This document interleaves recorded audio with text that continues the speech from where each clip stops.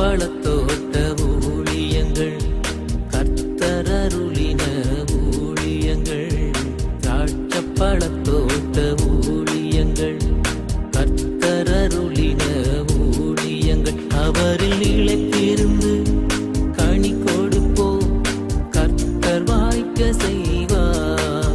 அவரில் நிலைத்திருந்து கனி கொடுப்போம், கர்த்தர் வாய்க்க செய்வார். துதி உமக்கே, துதி உமக்கே, துதி உமக்கே என்றுமே என்றும். துதி உமக்கே, துதி உமக்கே, துதி உமக்கே என்றுமே என்றும். துதி உமக்கே என்றுமே என்றும். துதி உமக்கே என்றுமே. சிறியவனை பொழுதிலிருந்தும் எளியவனை குப்பையிலிருந்தும் எடுத்து உயர்த்தி ராஜாக்களோடும் பிரபுக்களோடும் மந்திருக்கு செய்கிற அருமை ஆண்டவர் இயேசு கிறிஸ்துவின் இனிதான நாமத்தினாலே இந்த சத்தத்தை கேட்கின்ற அனைத்து தேவனுடைய பிள்ளைகளுக்கும் என்னுடைய அன்பான வாழ்த்துகள். நீங்கள் கோடா கோடியை பெருகுவீர்களாக, உங்களுடைய பிள்ளைகள் கோடா கோடியை பெருகுவார்களாக என்று வாழ்த்துகின்றேன், ஆசீர்வதிக்கின்றேன். பிரியத்துக்குரியவர்கள், இந்த நாட்களிலே நாம் தவ காலங்களிலே, கஸ்தி நாட்களிலே நாம் நிற்கின்றோம். நம்முடைய ஆண்டவர் நமக்காகப்பட்ட பாடுகளை நாம் நினைவு கூறுகின்ற ஒரு காலத்திலே நாம் நிற்கின்றோம். தினந்தோறும் கல்வாரி காட்சியை நாம் தியானிப்போம். சிலுவையில் இயேசு பாடுகளை பட்ட பொழுது பேசிய இந்த வார்த்தைகளை நாம் தியானிப்போம். அது நமக்கு மிகவும் பெரிதான ஆசீர்வாதத்தை கொண்டு வரும் என்பதில் சந்தேகமே இல்லை. இந்த வாரம் நமக்கு 5வது வாரமாக இருக்கிறது. கூட்டம் எதுவும் கிடையாது என்பதை உங்களுக்கு நான் நினைவூட்டும்படியாக விரும்புகின்றேன். பிரியத்துக்குரியவர்கள், ஊழியத்தின் சார்பாக கட்டப்பட்டு நடத்தப்பட்டு வருகிற அடைக்கலான் குருவி முதியோர் இல்லம் மிக சிறப்பாக நடைபெற்று வருகிறது.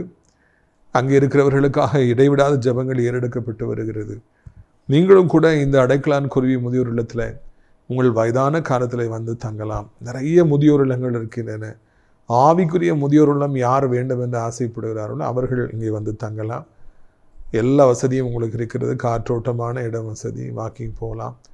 தேவனுடைய மாளிகையில் வந்து எப்பொழுது வேண்டும் என்றாலும் ஜெபிக்கலாம். 3 வேளையும் விதவிதமான சிறப்பான உணவுகள் அவர்களுக்கு பரிமாறப்படுகின்றன. எனவே நீங்கள் இதை அநேகருக்கு அறிமுகப்படுத்தும்படியாக உங்களை அன்போடு நாம் கேட்டுக்கொள்கிறோம். அது மாத்திரமல்ல, பிரியத்துக்குரியவர்களை, நம்முடைய ஊழியத்தின் சார்பாக கர்த்தருக்கு பக்கத்தில் கொடுத்துருக்க 3 ஏக்கர் நிலப்பரப்பில் நாம் எப்படியாவது அனாதை பிள்ளைகளுக்கான இல்லத்தை கட்ட வேண்டும் என்று ஆசைப்படுகிறோம். தவறான முறையில் பிறக்கின்ற குழந்தைகளை தூக்கி வீசுகிறார்கள். சின்ன வயதிலேயே பெற்ற தாய் தகப்பன் இறந்து போய் விடுகிறார்கள். இல்லைன்னா தகப்பன் குடிகாரனாக இருக்கிறார். அந்த பிள்ளைகளுடைய எதிர்காலங்கள்லாம் நெருக்கடியாக இருக்கிறது. அப்படிப்பட்டவர்களுக்காக நாம் கர்த்தர் நமக்கு தந்திருக்கிற இடத்துல அனாதை பிள்ளைகளுக்கான இல்லத்தையும் அவர்களுக்காக ஒரு குட்டி ஸ்கூலையும் கட்டணும்னு ஆசைப்படுறோம். ஒரு பெரிய காரியம் அது. நமக்கு இது பெரிய காரியம், பல லட்சங்கள் தேவை. ஆனால் ஆண்டவருக்கு இது ஒரு அற்பமான காரியம் அல்லவா? யாரெல்லாம் நம்முடைய நிகழ்ச்சிகளை தினமும் பார்க்கின்றீர்களோ, நம்முடைய ஊழியத்தினாலே ஆசீர்வதிக்கப்பட்டிருக்கிறீர்கள், அவங்க மாத்திரம் கர்த்தரால் ஏவப்பட்டால் 10,000 ரூபாய் கொடுத்து இது நல்ல பணிக்காக உங்கள் கரங்களை நீட்டி தாங்க வேண்டும் என்று அன்போடு கேட்டுக்கொள்கிறோம். முடியலைன்னா பரவாயில்லை, நீங்கள் ஜெபம் பண்ணுங்க, அதுவே பெரிய காரியம் என்று நான் நினைக்கின்றேன். பிரியத்துக்குரியவர்களை, இப்படியாக கர்த்தர் நம்முடைய ஊழியத்தை ஆசீர்வதித்து வருகிறார். நாம் அதிசயங்களை எதிர்பார்த்து காத்திருக்கின்றோம். நிச்சயமாக ஆண்டவர் அதிசயங்களை காண செய்வார். இதனாலே நம்முடைய பிரயோஜனத்திற்காக அப்போஸ்தலர் 12வது அதிகாரம்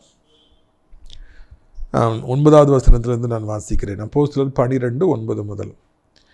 அந்தபடி அவன் புறப்பட்டு, அதாவது பேதுரு புறப்பட்டு அவனுக்கு பின் சென்று தூதனால் செய்யப்பட்டது மெய்யென்று அறியாமல் தான் ஒரு தரிசனம் காண்கிறதாக நினைத்தான். அவர்கள் முதலாம் காவலையும் 2ஆம் காவலையும் கடந்து நகரத்துக்கு போகிற இரும்பு கதவண்டையில் வந்தபொழுது தானாய் அவர்களுக்கு திறவுண்டது.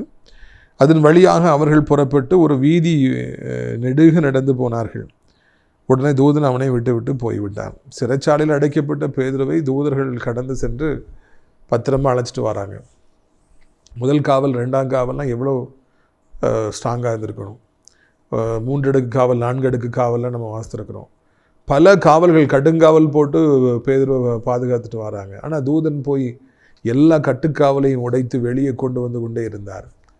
இறுதியில் ஒரு பெரிய இரும்பு கதவு அவர்களை போக விடாதபடி தடுத்தது. இவங்க போய் நின்னோடனே அந்த கதவு தானாக திறந்ததான். அதன் வழியாக அப்படியே நடந்து வராங்க. பெரிய தெரு நடந்து வராங்க. சைடில் நிறைய இராணுவ வீரர்கள் தூங்கிட்டு இருக்கிறாங்க. ஒருத்தர் கூட எந்திக்கவே இல்லை. பத்திரமாக அந்த ஆபத்திலிருந்து, சிறைச்சாலையிலிருந்து, எதிரிகளுடைய கட்டுக்காவலிருந்து பேதுருவை விடுவித்து தூதன் கொண்டு போய் வெளியே கொண்டு போய் விட்டார் என்கிற நல்ல செய்தியை காண்கின்றோம்.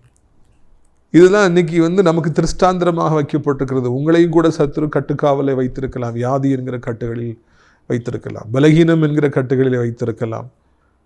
உங்களை எப்படியாவது இங்கே அடைத்து வைத்து விட வேண்டும், உங்களுக்கு மரணத்தை கொண்டு வந்து விட வேண்டும் என்று சொல்லி சத்துரு போராடி கொண்டிருக்கலாம். பேருக்கு அடுத்த நாள் மரணம். அதே மாதிரி சாத்தா உங்களை கொலை உண்ணப்படணும்னு சொல்லி வச்சிருக்கலாம். உங்களை எப்படியாவது அழிக்கிறேன்னு சொல்லி நினைக்கலாம். பல லட்சம் கோடி கடன்கள் பல அடுக்காக நின்று உங்களை முன்னேற விடாதபடி தடை செய்யலாம். நீங்கள் புரிந்து கொள்ள வேண்டிய காரியம் ஒன்று உண்டு. ஆண்டவர் உங்களுடைய வாழ்க்கையில் செயல்படுகிற பொழுது வியாதியிலிருந்தும், பொல்லாத மனிதர்கள் கையிலிருந்தும், பிசாசின் கையிலிருந்தும், கடன் பாரங்களிலிருந்தும், சாபங்களிலிருந்து உங்களை விடுவித்து வெளியே கொண்டு வந்து உங்களை தப்பிச் செல்வதற்கு அவர் வழி ஏற்படுத்துகின்றவராக இருக்கிறார் என்கிற நல்ல செய்தியை இந்த நாளிலே நாம் காண்கின்றோம். ஆண்டுடைய பாடுகளை தியானித்து கொண்டிருக்கிற அந்த காலங்களிலே நமக்கு ஒரு நல்ல செய்தி வருகிறது. இரும்பு கதவு தானாய் திறவுண்டது. அவ்வளோ பெரிய கதவு, யாரும் தப்பி போய்விடக்கூடாது என்று போடப்பட்ட அந்த மிகப்பெரிய கதவு அப்படியே தானாக அங்கே அப்படியே திறந்தது, வழிவிட்டது என்று சொல்லி காண்கிறோம். அப்பா பேதுரு போகிறாரு, ஆண்டவர் சொல்லிட்டாருன்னு சொல்லி இந்த கதவு தானாக திறந்து கொண்டதான். அப்படி என்றால் நம்முடைய வாழ்க்கையிலும் கூட நாம் புரிந்து கொள்ள வேண்டும், தேவன் உடைய வேலை வருகிற பொழுது தேவன் நிச்சயமாய் நம்மை அவர் தப்புவிக்கிற ஒரு நல்ல தெய்வமாக இருக்கின்றார் என்பதையே இந்த நாளிலே நாம் புரிந்து கொள்ள வேண்டும். எந்த கதவும் நம்மை தடுக்க முடியாது, எந்த பிசாசு நம்மை தடுக்க முடியாது. தேவனுடைய வேலை வருகிற பொழுது நம்முடைய வளர்ச்சியை எந்த பொல்லாத மனுஷனோ கூட்டமோ தடுக்க முடியாது. வாசல் திறந்துக்கிட்டே இருக்கும், தானாக திறக்கும்.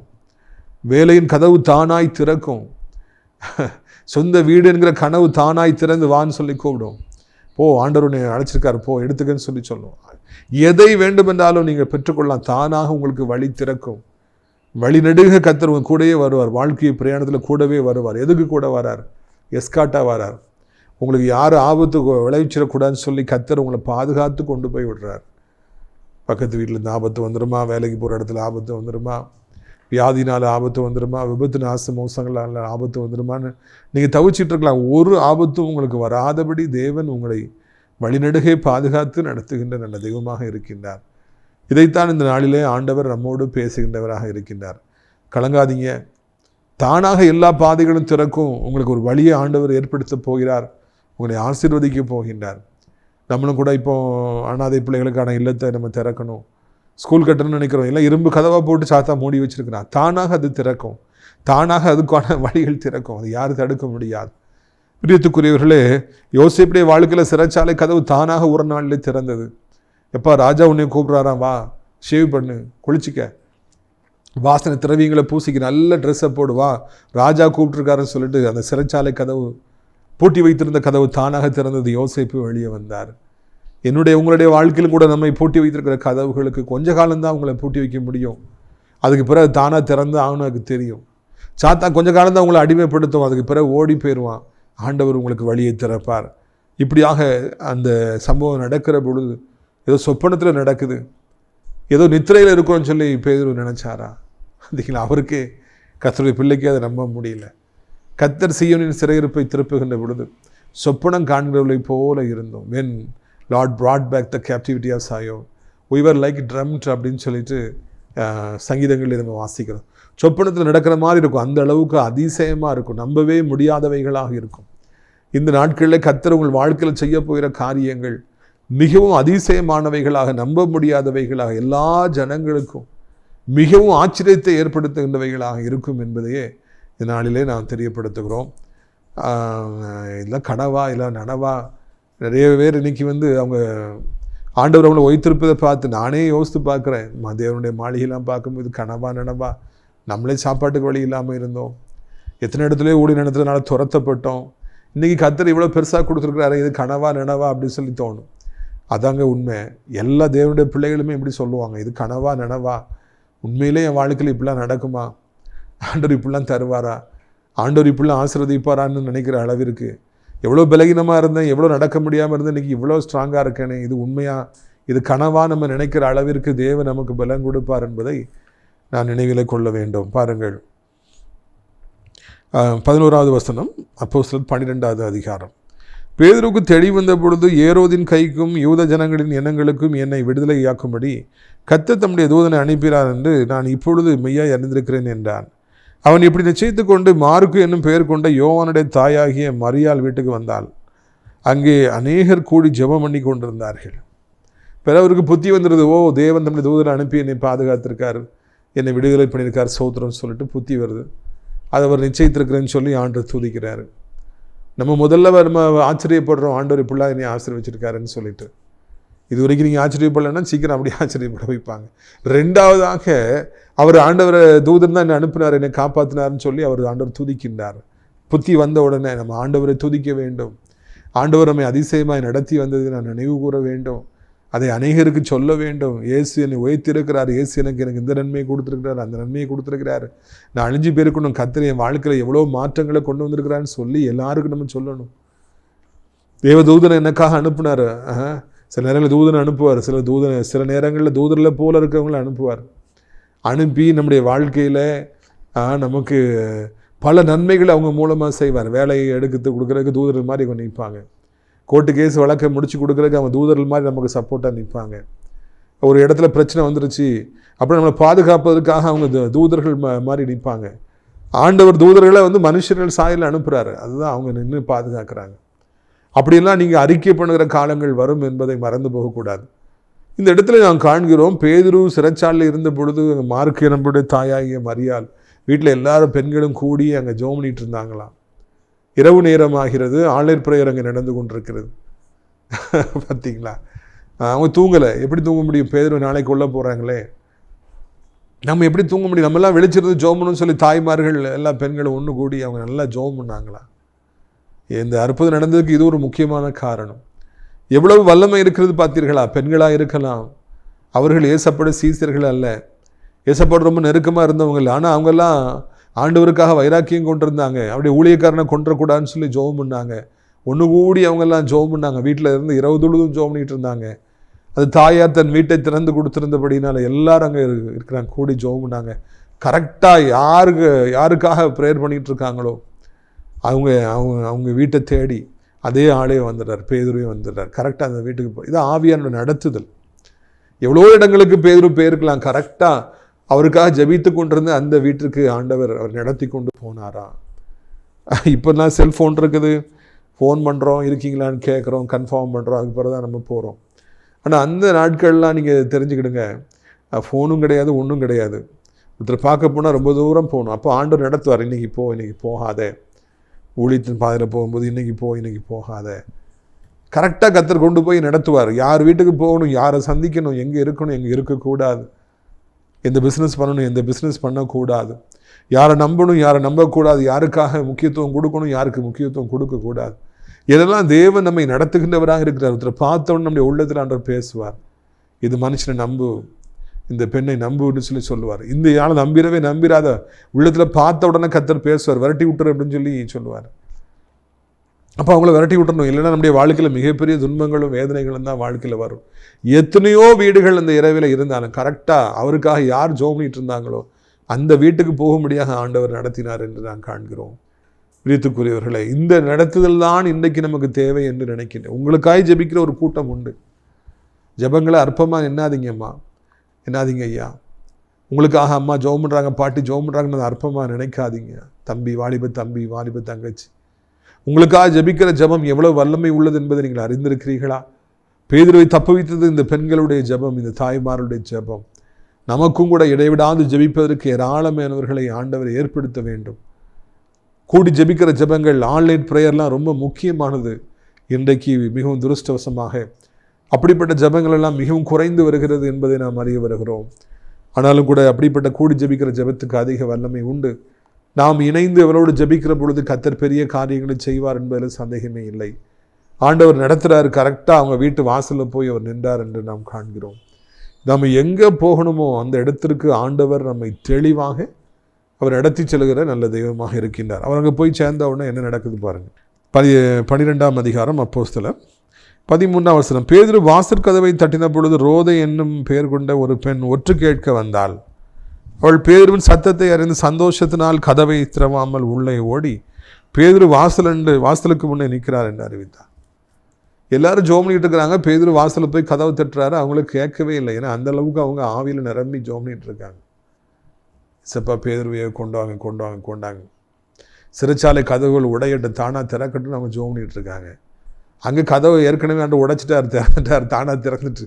அவர் வீட்டு வாசலில் வந்து நிற்கிறார், கதவை தட்டுறாரு. ஆனால் இவங்களுக்கு கேட்கல. அந்த அளவுக்கு ஆவியில் அவங்க நிறைஞ்சி. கேட்குறதுக்கு எவ்வளோ ஒரு பரவசமாக இருக்குது பார்த்தீங்களா? ஜெபத்துக்கு எவ்வளோ வல்லமை இருக்குது. அவங்க தட்டுற சத்தம் கூட காது கேட்காத அளவுக்கு அவங்க ஆவியில் அப்படி நிறைஞ்சி ஜெபம் பண்ணிகிட்டே இருந்தாங்களாம். ஜெபம் என்பது இந்த உலகத்தை அப்படியே மறந்து அப்படியே நம்ம ஆண்டவர்கிட்ட நம்ம இணைப்பது தான் ஜெபம். நிறைய ஜெபம் பண்ணும்போது பாதி ஜெபம் பண்ணுவாங்க, பாதி செல்ஃபோனை பார்ப்பாங்க, அங்கே போவாங்க, இங்கே போவாங்க. இல்லவே இல்லை பிரியத்துக்குரியவர்களே. நம்ம அந்த நேரத்தில் நம்மை மறக்க வேண்டும். கர்த்தரோடு நாம் இணைந்து நம்முடைய உள்ளத்தை இணைத்து நாம் ஜெபிக்கணும். பரலோகத்தோடு இணைந்து நம்ம ஜெபிக்கணும். நம்முடைய முழு பலத்தோடு நம்ம ஜெபம் பண்ணணும். அதுதான் ஜெபம். இவங்கெல்லாம் அப்படி இணைந்து தன் உள்ளத்தை இணைத்து ஒன்று கூடி ஜெபித்த பொழுது கதவை தட்டுற சத்தம் கூட கேட்கல. அவ்வளோ பெரிய வீடாக அது இருக்க போகுது. பக்கத்தில் தான் அவர் கதவை தட்டுறாருன்னா சத்தம் கேட்கவே. அந்த அளவுக்கு அவர்கள் தன்னுடைய உள்ளத்தை இணைத்து ஜெபிக்கிறாங்க. நாமும் கூட எப்படி ஜெபிக்க வேண்டும் என்பது இந்த சம்பவத்தின் வாயிலாக நாம் தெரிந்து கொள்கிறோம். ரெண்டாவதாக நாம் காண்கிறோம் பிரியத்துக்குரியவர்களே, ரோதை எனப்பட்ட பெண் சத்தத்தின் மத்தியில் முழித்துக் கொள்கிறார். ஏதோ சத்தம் கேட்குது, கதவு தட்ட சத்தம் கேட்குது. ஓடி போகிறான். யாரோ சத்தம் கேட்குது, கதை வச்சு கேட்குறான். பேதுரு கதவு திறங்கன்னு சொல்கிறார். பேதுரு ஐயா வந்துட்டார். அந்த பெண் அதை கண்டுபிடித்தார். ரோதை எனப்பட்ட அந்த பெண்ணை பாராட்ட வேண்டும். ஒரு பக்கம் ஜெபம் நடந்து கொண்டிருந்தால் இன்னொரு பக்கம் சத்தம் கேட்கிறது என்று அவள் கண்டுபிடிக்கிறாள். ஓடி போகிறாள். கதவை திறக்கலை. யாராவது ஏமாற்றி உள்ளே வந்துட்டாங்கன்னா ஆபத்தாயிரும். வெறும் பெண்கள் தான் இருக்காங்க. அதனால் அவள் போய் காதை வச்சு கேட்குறா. சத்தம் கேட்குது. இது பேதுருடைய சத்தம். ஓடி வந்து அவர் சொன்னாளா? ரோதைகள் நமக்கு எப்பொழுதும் வேண்டும் என்பதை மறந்து விடக்கூடாது. Young legs are always very very important for a ministry, for a family, for a business. எல்லாத்துக்குமே வாலிபர்கள் கண்டிப்பாக தேவை. அம்மா அப்பாலாம் வயதான காலத்தில் பேர பிள்ளைகள் சொல்லுவாங்க, அதை எடுத்துகிட்டு வாயா, இதை எடுத்துகிட்டு வாயா. ஓடி ஓடி போய் அவங்க சந்தோஷமாக எடுத்துகிட்டு வருவாங்க. அவங்களால எந்திக்க கூட முடியாது தாத்தா பாட்டியால். ஆனால் பேர பிள்ளைகள் சொன்னால் ஓடி போகும், இட்டு வரும் ஃபாஸ்ட்டாக இருக்கும். ஊழியத்தில் கூட பாஸ்டர் பாவம் நடக்கவே முடியாமல் இருப்பார், சோர்ந்து போயிருப்பார். வாலிபர்கள் அங்கங்கே ஓடுவாங்க, பிஸியாக இருப்பாங்க, பயங்கரமாக வேலை செய்வாங்க. என்ன செய்யணும் பாஸ்டர்பாங்க. ஏன்னா கத்துற அந்த கால்களுக்கு அவ்வளோ பலன் கொடுத்துருக்கார். அது மாதிரி பிஸ்னஸ்லேயும் அப்படி தான். அங்கே போயிட்டு வாடா, இதை போய் வாங்கிட்டு வா, இதை வாங்கிட்டு வான்னு வாலிபர்கள் வேகமாக போவாங்க, வருவாங்க. பெரியவர்களால் அப்படி அலையவே முடியாது. ரோதையால் தான் அப்படி வேகமாக ஓட முடியும், காது வச்சு கேட்க முடியும், யாருன்னு கேட்ட உடனே ஓடி வந்து சொல்ல முடியும். ரோதை மாத்திரம் தான் செய்ய முடியும், மிச்சவர்கள்லாம் ஜெபிக்க தான் முடியும். பெரியவர்களால் ஒரு சில காரியங்களை செய்ய முடியும், ஒரு சில காரியங்களை செய்ய முடியாது. வாலிபர்களால் தான் ஒரு சில காரியங்களை செய்ய முடியும், பெரியவர்கள் செய்கிறது அவங்களால செய்ய முடியாது. ஆண்டவர் வந்து சாமுவேலன்னு கூப்பிடும் பொழுது அதோ என்னை கூப்பிட்டீங்களான்னு சொல்லிட்டு அதை புரியாமல் ஏலிகிட்ட வந்து தகப்பட்ட வந்து சின்ன பையன் சொல்கிறான். கூப்பிடுறது ஆண்டவர்னு வயசானவருக்கு தெரியுது, சாமுவேலுக்கு தெரியல. ஆனால் அந்த கால்கள் வேகமாய் ஓடுற கால்கள் சாமுவேலுக்கு இருந்தது, அங்கே ஏலிக்கு இல்லை. அவர் ஆலோசனை கொடுக்குறாரு, கத்தாவே சொல்லும் அடியும் கேட்குறேன்னு கேளுமோனே அப்படிங்கிறாரு. ஆனால் வேகமாக ஓடி போய் ஆண்டவரை என்னன்னு சொல்லி ஆண்டவர் நிற்கிறார் என்னன்னு கேட்போங்கிற அளவுக்கு அங்கே ஏலிக்கு இல்லை. அவர் கண் தெரியல, அவர் படுதாமல் படுத்திருக்கார். வாலிபமும் வேண்டும், வேகமாய் ஓடுற கால்களும் வேண்டும், அனுபவம் முதிர்ச்சியும் வேண்டும். ரெண்டும் இணைகிற பொழுதுதான் அங்கே வெற்றி. ரோதையும் வேண்டும், ஜெபிக்கிற அங்கே மார்க்குடைய தாயார் மரியாளும் வேண்டும், எல்லாரும் வேண்டும். அப்பந்தான் அங்கே வெற்றி காண முடியும் என்பதை மறந்துவிடக்கூடாது. ரோதை கண்டிப்பாக வேண்டும், வாலிபர்களே வேண்டாம் அப்படின்னு நம்ம சொல்ல முடியாது. அவர்கள் கண்டிப்பாக வேண்டும். வாலிபர்கள் இருந்தால் தான் நம்ம வாழ முடியும் என்பதை மறந்து போகக்கூடாது. அதே நேரத்தில் ஜெபிக்கிற பெரியவர்களும் கண்டிப்பாக வேணும். வயசானவங்க எதுக்கு தூரத்துக்கு போட்டுன்னு சொல்கிறதுக்கு இல்லை. அவங்க ஜெபமும் நமக்கு வேணும். ரெண்டும் வேண்டும், அனுபவம் வேண்டும், முதிர்ச்சியும் வேண்டும், ஓடுகிற வேகமான கால்களும் நமக்கு வேண்டும் என்பதை இந்த சம்பவம் நமக்கு அழகாக தேர்வு செய்கிறது. எப்போவுமே ரெண்டு சேர்த்து வச்சுக்கோ. அனுபவமான ஆட்களும் வேணும், வாலிபர்கள் வேகமாக ஓடுறவங்களும் நமக்கு ஃப்ரெண்ட்ஸாக வேணும். ஊழியத்துலேயும் அப்படி தான், பிஸ்னஸ்லேயும் அப்படி தான். எல்லாத்துலேயும் எக்ஸ்பீரியன்ஸும் வேணும், எங்கும் ஃப்ரெஷ் லெக்ஸும் வேணும். இதை நீங்கள் புரிந்து கொண்டாலே உங்களுடைய வாழ்க்கை இன்பகரமாக இருக்கும். நீங்கள் செய்கிற காரியங்கள் மாபெரும் வெற்றியை உங்களுக்கு கொண்டு வரும். உங்கள் பிஸ்னஸ் பெரிய வெற்றியை கொண்டு வரும். ஊழியம் பெரிய வெற்றி அடையும் என்பதில் சந்தேகமே இல்லை. யாரும் வேண்டான்னு சொல்லி சொல்லாதீங்க. நம்ம செய்கிறது அவங்களால செய்ய முடியாமல் இருக்கலாம், ஆனால் அவங்க செய்கிறது நம்மளால் செய்ய முடியாது. சில காரியங்களை அவங்களால தான் செய்ய முடியும். இஸ்ரவேல் ஜனங்களை மோசே தான் வழிநடத்த முடியும். அதுக்காக ஆண்டவரே 40 வருஷம் காத்திருந்தாருன்னு நம்ம அறிகிறோம் அல்லவா? பாருங்கள், அவர்கள் நீ பிதற்றுகிறாய் என்றார்கள். அவளோ அவர்தான் என்று உறுதியாய் சாதித்தாள். அப்பொழுது அவர்கள் அவருடைய தூதனாக இருக்கலாம் என்றார்கள். ஓடிப்போய் இந்த சின்ன பொண்ணு சொல்லுது. ஆனால் அவங்க நம்ப மாட்டேங்கிறாங்க. ஏன் நீ பிதற்றாப்பா அப்படிங்கிறாங்க. ஆண்டவரே பேதுருவை கொண்டு வர, சிறைச்சாலை கதவுகள் திறக்கட்டும், தானாய் திறக்கட்டும், தூதர்களை அனுப்பும், கொண்டு வரன்னு சொல்லி ஜெபம் பண்ணுறாங்க. ஆண்டவர் அது அப்படியே செய்கிறார். அப்படியே அவர் காப்பாற்றப்படுறாரு. அதே மாதிரி இவன் வீட்டுக்கே பேதுருவை கொண்டு வரணும், கொண்டு வந்துட்டார். ரோதையை பார்த்துட்டு அவங்ககிட்ட போய் சொல்கிறான். ஆனால் அவங்க அதை நம்பவே இல்லை. அது எப்படி நடக்கும்? அது எப்படி நடக்கும்? அதெல்லாம் கிடையாது, நீ உனக்கு கிறுக்கா பிடிச்சிருக்கு, நீ பிதற்றான்னு சொல்லி அந்த பிள்ளை சத்தம் போட்டாங்களாம். ஏன்னா அவள் இல்லவே இல்லை. நான் தான் கேட்டேன், கண்ணால் நான் பார்த்தேன், காதால் நான் கேட்டேன், இது பேதுரையோட சத்தம் தான், பேதுரையா தான் வந்திருக்காங்கன்னு அந்த பொண்ணு சொல்லுது. இதில் நம்ம தெரிஞ்சுக்கொள்ள காரியம், எந்த ஜனங்கள் ஜெபித்தார்களோ அவர்களுக்கே நம்பிக்கை இல்லை ஆண்டவர் அற்புதம் செய்வார் என்று சொல்லி. இது மிக வேதனையான ஒரு காரியம். ஒரு அம்மா அவங்க வீட்டு வாசலில் ஒரு பெரிய மரம் இருந்துச்சான். அந்த மரம் அவங்களுக்கு ரொம்ப இடைஞ்சலாயிட்டான்.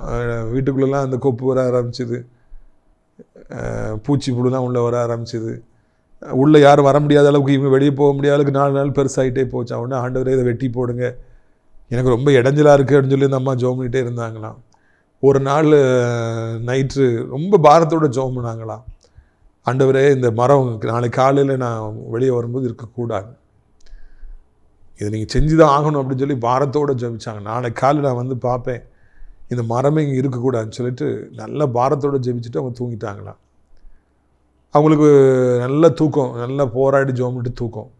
அவங்க அப்படி தூங்கிட்டு காலையில் அவளாக பார்க்குறாங்க, அந்த மரம் அப்படி இருக்குது. ஒன்று அவங்க சொன்னாங்களா, எனக்கு நல்லா தெரியும் இந்த மரம் இங்கே தான் இருக்கும் அப்படின்னு சொல்லி சொன்னாங்க. இந்த மரம் இங்கே தான் இருக்குன்னு எனக்கு நல்லா தெரியும் அப்படின்னாங்களா. பார்த்தீங்களா விசுவாசத்தை? பார்த்தீங்களா? இப்போ நாளைக்கு காலையில் இங்கே மரம் இருக்கக்கூடாதுன்னு சொல்கிறாங்க, ஆனால் பார்த்து மரம் இருந்தோன்னு எனக்கு தெரியும் இந்த மரம் இங்கே தான் இருக்குதுன்னு தெரியும். நிறைய பேர் ஜெபிக்கிறாங்க, ஆனால் விசுவாசிப்பதில்லை. இப்படி நடக்கணும், இப்படி செய்யணும், இப்படி தரணும்னு சொல்லி ஜெபம் பண்ணுறாங்க. ஜெபம் தான், ஆனால் விசுவாசம் இல்லாத ஜெபம். ஜெபம் 2 வகைப்படும், விசுவாசம் உள்ள ஜெபம், விசுவாசம் இல்லாத ஜெபம். விசுவாசம் உள்ள ஜெபம் பிணியாளி ரட்சிக்கும். இந்த வியாதியிலிருந்து கர்த்தர் விடுதலை தருவாருன்னு நம்ம விசுவாசிச்சு நம்ம ஜெபம் பண்ணோம்னா, அது எவ்வளவு பெரிய வியாதியாக இருந்தாலும் இயேசப்பா கண்டிப்பாக சுகம் கொடுப்பாங்க. எவ்வளோ பெரிய வியாதியாக இருந்தாலும் சுகம் கொடுப்பாங்க. எங்கெல்லாமும் நீங்கள் போய் பார்த்து கொஞ்சம் கூட சுகமாகாமல் பெருசாகிட்டே இருக்கிற வியாதி, ஒரு நல்ல விசுவாசத்தில் ஒரு சின்ன ஜெபம் பண்ணிங்கன்னா அது உடனே அப்படி காணாமலே போயிடும். அது தெரியுமா உங்களுக்கு? எத்தனையோ டாக்டர்கிட்ட எத்தனை லட்ச கொடுத்தும் கிடைக்காத சுகம் ஒரு சின்ன ஜெபம், ஒரு விசுவாசம் உள்ள ஒரு ஜெபம் டக்குன்னு சுகத்தை கொடுத்துரும். ஆனால் விசுவாசம் இல்லாமல் நீங்கள் எத்தனை மணி நேரம் ஜெபம் பண்ணாலும், எவ்வளோ நாட்கள் ஜெபம் பண்ணாலும் ஒன்றும் நடக்காது. இங்கே இவங்க விசுவாசம் இல்லாமல் ஜெபம்னா கூட ஆண்டவர் செஞ்சுருக்காரு, அதை பாராட்டணும் ஆண்டவர். இவங்க ஜெபம் விசுவாசம் இல்லாத ஜெபம் தான், ஆனாலும் இரவெல்லாம் அந்த பெண்கள் ஒன்று கூடி இருக்காங்களே, ஜெபம் பண்ணிட்டு இருக்காங்களே, பாவம் அப்படின்னு சொல்லிட்டு ஆண்டவர் அங்கே அற்புதம் செய்கிறார். சில நேரங்களில் இதே மாதிரி விசுவாசம் இல்லைட்டா கூட அற்புதங்களை ஆண்டவர் செய்கிறாரு. எப்படியோ ஜெபம் பண்ணிடணும். விசுவாசம் உள்ள ஜெபமும் விசுவாசம் இல்லாத ஜெபம். ஜெபம் முக்கியம். விசுவாசத்தோடு ஜெபம்னா ரொம்ப ரொம்ப நல்லது, அற்புதங்களை கொண்டு வரும் என்பதில் எந்த விதமான சந்தேகம் நமக்கு வேண்டவே வேண்டாம். இந்த அம்மா அழகாக ஜெபம் பண்ணிடுறாங்க, அழகாக ஜெபம் பண்ணிடுறாங்க. இங்கே இன்னொன்றை கவனிக்க வேண்டாம், இல்லவே இல்லை, வந்திருக்க மாட்டாருங்க. அந்த பொண்ணு ஒத்தையில் தான் நிற்கிறா. இவங்கெல்லாம் டீமா நீ பிதற்றா அப்படின்னு சொல்கிறாங்க. நான் அவள் சொல்கிறா, இல்லை நான் கேட்டேன், பேதுரு வந்திருக்கேன், உறுதியாக நிற்கிறேன். நோ, நீங்கள் மறுக்கிறதுனால உண்மையை மாற்ற முடியுமா? அவர் அங்கே நிற்கிறாரு. அவள் சத்தம் எனக்கு கேட்டுச்சு. அந்த ரோதையை நம்ம மறுபடியும் பாராட்ட வேண்டும். அவளுக்கு மன உறுதி இருந்தது. மக்கள் அப்படி இப்படின்னு சொல்கிறதுனால அலசரிப்படலை. அப்படி இருக்காதோ அப்படின்னு சொல்லி அவன் நினைக்கல. இல்லை அவர் அங்கே தான் நிற்கிறாருங்க, போய் பாருங்க. நமக்கு அப்படிப்பட்ட ஒரு மன உறுதி இருக்கிறதா? இந்த உலகத்தில் நம்ம சில காரியங்களை நடக்கும் நினைக்கும் போது நடக்கவே நடக்காது நிறைய பேர் சொல்லுவாங்க. நீ அப்படிலாம் நினைக்காத, நடக்கவே நடக்காது. உன் வாழ்க்கையில் உனக்கு கவர்மெண்ட் ஜாபே கிடைக்காது, உனக்கு சொந்த வீடே கிடைக்காது, உனக்கு திருமணம் ஆகாது, உனக்கு குழந்தையே பிறக்காது. நிறைய பேர் சொல்லலாம். நிறைய பேர் சொல்கிறதுனால அப்படியே ஆயிருமோ அப்படின்னு நினைக்காதீங்க. நீங்கள் உங்கள் ஸ்டாண்டில் உறுதியாக இருங்க. ரோதைய மாதிரி இல்லை, அது கண்டிப்பாக நடக்கும். தேவன் கண்டிப்பாக தருவார், கண்டிப்பாக காரியங்கள் வாய்க்கும். நாம் அப்படிப்பட்ட மன உறுதியுடையவர்களாக இருப்போம் என்றால் நம்முடைய வாழ்க்கையில் நிச்சயமாக நாம் பெற்றுக்கொள்வோம் என்பதை உங்களுக்கு நான் நினைவூட்டும்படியாக விரும்புகின்றேன். அவங்க இல்லவே இல்லை, நீ பிதற்றாங்கிறாங்க. ஜெபம் நின்று போச்சு. இப்போ ஆர்கியூமெண்ட், வாக்குவாதம் வந்துடுது. இல்லவே இல்லைன்னு எல்லாரும் ஒன்று சேர்ந்து சொல்கிறாங்க. இல்லை அவன் நிற்கிறாருன்னு சொல்லி சொல்கிறாங்க. தடித்த வார்த்தைகள் வருகிறது, நீ பெதற்றான்னு சொல்லி சொல்கிறாங்க. தடித்த ஆட்கள் மாதிரி இங்கே தடித்த வார்த்தைகள் அங்கே வருகிறது. என்ன ஆகிறது பாருங்கள். 16 பேதுரு பின்னும் தட்டி கொண்டிருந்தான். அவள் திறந்த பொழுது அவனை கண்டு பிரமித்தார்கள். ஆனால் அந்த நேரத்தில் பயங்கர கதவு தட்ட சத்தம் கேட்கு. பேதுரு இடைவிடாது கதவை தட்டுறாரு, திறங்க திறங்க திறங்க திறங்கன்னு சொல்லிட்டு. என்னடா சொல்லி கதவை திறந்து பார்த்தா பேதுரு நிற்கிறாரு. ஆச்சரியப்பட்டு போனாங்க. ரோதை நான் சொன்னது உண்மைதான் பார்த்தீங்கன்னான்னு சொல்லி அவன் சொல்கிறான். தொடர்ந்து கதவை தட்டி கொண்டிருந்தால் திறக்கப்படும். பேதுரு கதவை தட்டி கொண்டிருந்தார், கதவு திறக்கப்பட்டது.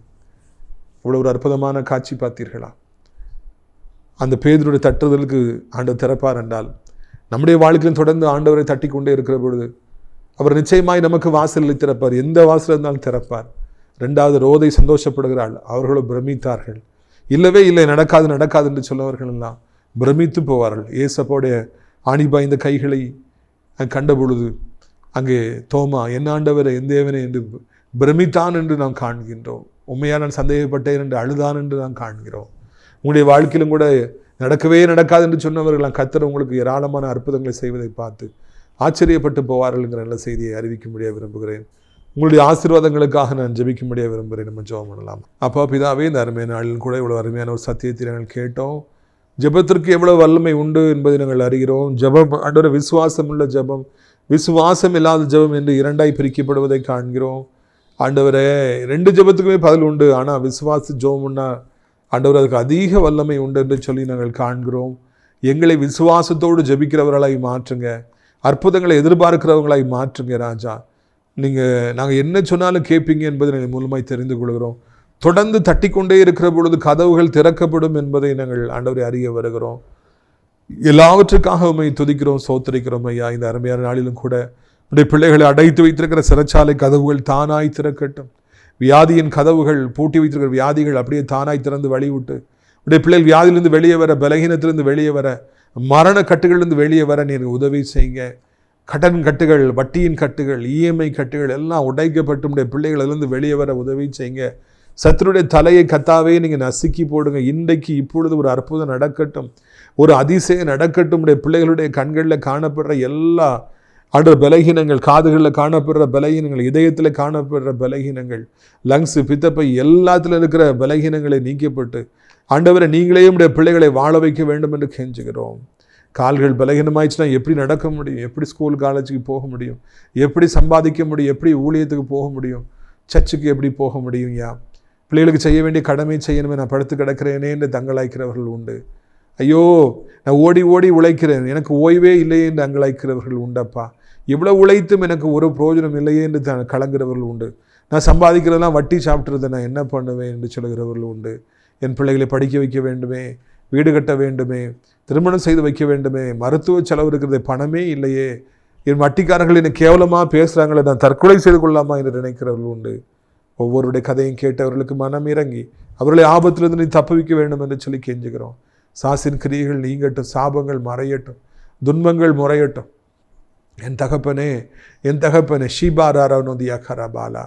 உடைய பிள்ளைகள் ஒவ்வொருவருக்கும் அற்புதத்தை செய்யுங்கப்பா. எதிர்பார்க்குற காரியங்களை வாய்க்க செய்யுங்க. கவர்மெண்ட் எக்ஸாம் எழுதுகிற பிள்ளைகளுக்கு ஞானத்தையும் புத்தியும் தாருங்க. எக்ஸாம் எழுதிருக்கிற பிள்ளைகளுக்கு உயர் படிப்புக்கான வழியை திறந்து தாருங்க. கத்தாவே, வேலை இழந்து போனவர்களுக்காக ஜெபிக்கிறோம், வருமானம் இல்லாதவர்களுக்காக ஜெபிக்கிறோம். நிரந்தரமான வருமானங்களுக்குரிய வாசல்களை ஏற்படுத்தி தாருங்க ஐயா. ஆண்டவரை நீண்ட காலமாய் திருமணமாகலே, குழந்தைகளையும் சிலவங்களை அற்புதத்தை செய்யுங்கப்பா. வாலிபத்தின் பாவங்களை சிக்கி தவிக்கிறவர்கள், போதை அடிமைத்தனம் சிக்கி தவிப்பவர்களுக்கு, மொபைல் ஃபோன் பைக் அடிமைத்தனத்தை சிக்கி தவிப்பவர்களுக்கு விடுதலை தாருங்கப்பா. வேகமாய் பைக்கில் சென்று முட்டி உயிரை இழந்து விடாதபடி அவருடைய பெற்றோர் வடிக்கிற கண்ணீரை கண்டு அவர்களை காப்பாற்ற வேண்டும் என்று கெஞ்சுகிறோம் யா. வயதானவர் கிளை விழுந்து விடாதபடி 2 கையிலாலே அவர்களை ஏந்தி கொள்ள வேண்டும் என்று சொல்லி கெஞ்சுகிறோம்ப்பா. கிருபை தாங்கட்டும், இரக்கம் தாங்கட்டும் என்று சொல்லி நாங்கள் கெஞ்சுகிறோம். வானத்தையும் பூமியும் படைத்த கர்த்தர் நாமத்தினாலே சாத்தானுடைய கொடுக்கள் உடையட்டும் ஐயா, பிசாசுடைய கொடுக்கள் எல்லாம் உடையட்டும் என்று சொல்லி ஆண்டவரே நாங்கள் கெஞ்சுகிறோம். இந்த அருமையான நாளிலும் கூட ஆண்டவரே உடைய பிள்ளைகள் ஒவ்வொருவரையும் பலப்படுத்த வேண்டும் என்று சொல்லி நாங்கள் கெஞ்சுகிறோம் ராஜா. ஆண்டவரே, அனைத்து நாடுகளில் உள்ள மக்களுக்காக, இந்திய தாய்த்தர் நாட்டின் மக்களுக்காக ஜெபிக்கிறோம். அனைத்து மக்களுக்காக ஜெபிக்கிறோம் ஐயா. முக்கியமாக தேவனுடைய பிள்ளைகள், ஆலயங்கள், திருச்சபைகள், ஊழியக்காரர்கள், பாஸ்டர்ஸ் எல்லாருக்காக ஜெபிக்கிறோம். ஆசீர்வதிங்க. நாசிரியர் திராட்சைப்பழத்தோட்ட ஊழியர்களை நேசிக்கிற, நாள்தோறும் நம்முடைய நிகழ்ச்சிகளை பார்க்கிற, அறிமுகப்படுத்துகிற ஆண்டவரை சௌத்திரம் ஐயா, நம்முடைய ஊழியத்துக்கு ஜெபிக்கிற பிள்ளைகள் ஒவ்வொருவரையும் ஆசீர்வதிங்க. அடைக்கலான் குறி முதலிடத்தில் சேர அநேகரை அழைத்து கொண்டு வாருங்க. ஸ்கூலு அன்று அநாதை இல்லங்க எழும்ப உதவி செய்யுங்க, மகிமைப்படுங்க. இரட்சகர் இயேசுவின் மூலம் ஜெபிக்கிறோம் நல்ல பிதாவே, ஆமென். என் ஆத்துமாவை கர்த்தரை சோத்திரி, என் முழுள்ளமே அவருடைய பரிசுத்த நாமத்தை சோத்திரி. என் ஆத்துமாவை கர்த்தரை சோத்திரி, அவர் செய்த சகல உபகாரங்களையும் ஒரு பொழுதும் மறவாதே. கர்த்தராகிய இயேசு கிறிஸ்துவின் கிருபையும் பிதாவாகிய தேவனுடைய அன்பும் பரிசுத்த ஆவியுடைய அந்யோன்யமில்லாத பிரசன்னமும் உங்கள் அனைவரோடு இன்றைக்கும் காலங்களில் நிலைத்திருப்பதாக. அல்லேலூயா, அல்லேலூயா. God bless you.